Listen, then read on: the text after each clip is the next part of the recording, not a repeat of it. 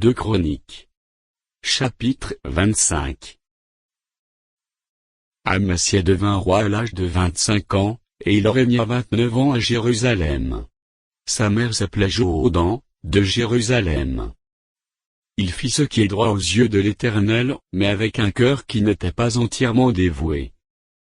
Lorsque la royauté fut affermie entre ses mains, il fit périr ses serviteurs, qui avaient tué le roi son père.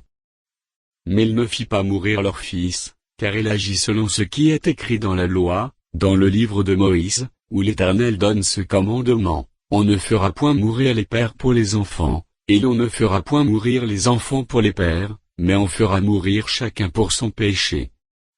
Amasia rassembla les hommes de Juda, et les plaça d'après les maisons paternelles, les chefs de milliers et les chefs de centaines, pour tout Juda et Benjamin. Il en fit le dénombrement depuis l'âge de 20 ans et au-dessus, et il trouva 300 000 hommes d'élite, en état de porter les armes, maniant la lance et le bouclier. Il prit encore à sa solde dans Israël 100 000 vaillants hommes, pour 100 talents d'argent. Un homme de Dieu vint auprès de lui, et dit: Ô roi, qu'une armée d'Israël ne marche point avec toi, car l'Éternel n'est pas avec Israël, avec tous ses fils d'Éphraïm. Si tu vas avec eux, quand même tu ferais au combat des actes de vaillance, Dieu te fera tomber devant l'ennemi, car Dieu a le pouvoir d'aider et de faire tomber. Amasia dit à l'homme de Dieu: et comment agir à l'égard des 100 talents, que j'ai donnés à la troupe d'Israël? L'homme de Dieu répondit: l'Éternel peut te donner bien plus que cela. Alors Amasia sépara la troupe qui lui était venue d'Éphraïm, afin que ces gens retournassent chez eux. Mais ils furent très irrités contre Juda, et ils s'en allèrent chez eux avec une ardente colère. Amasia prit courage, et conduisit son peuple. Il allait dans la vallée du sel, et il battit 10 000 hommes des fils de Séhir. Et les fils de Juda en saisirent 10 000 vivants, qu'ils menèrent au sommet d'un rocher, d'où ils les précipitèrent, et tous furent écrasés. Cependant, les gens de la troupe qu'Amasia avait renvoyés pour qu'ils n'allassent pas à la guerre, avec lui firent une invasion dans les villes de Juda depuis Samarie jusqu'à Beth-horon, y tuèrent 3000 personnes, et enlevèrent de nombreuses dépouilles. Lorsqu'Amasia fut de retour, après la défaite des Édomites, il fit venir les dieux des fils de Séhir, et se les établit pour Dieu, il se prosterna devant eux, et leur offrit des parfums. Alors la colère de l'Éternel s'enflamma contre Amasia, et il envoya vers lui un prophète, qui lui dit: Pourquoi as-tu recherché les dieux de ce peuple, quand ils n'ont pu délivrer leur peuple de ta main? Comme il parlait, Amasia lui dit: Est-ce que nous t'avons fait conseiller du roi? Retire-toi. Pourquoi veux-tu qu'on te frappe? Le prophète se retira, en disant: Je sais que Dieu a résolu de te détruire, parce que tu as fait cela et que tu n'as pas écouté mon conseil.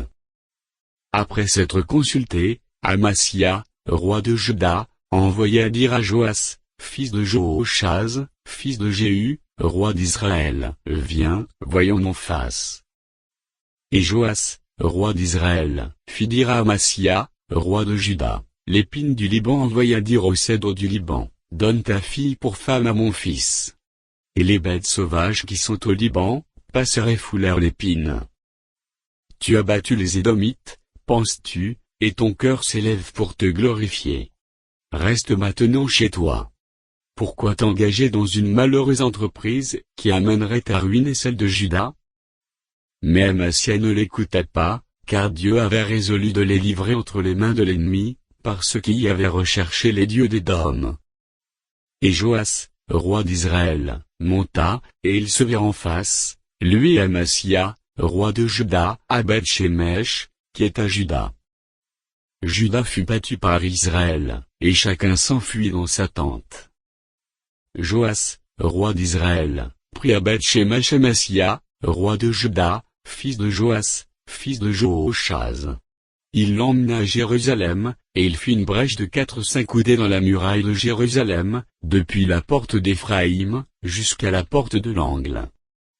Il prit tout l'or et l'argent, et tous les vases qui se trouvaient dans la maison de Dieu, chez Obed-Édom, et les trésors de la maison du roi. Il prit aussi des otages, et il retourna à Samarie. Amasia, fils de Joas, roi de Juda, vécut 15 ans après la mort de Joas, fils de Jehoachaz, roi d'Israël. Le reste des actions d'Amasia, les premières et les dernières, cela n'est-il pas écrit dans le livre des rois de Juda et d'Israël?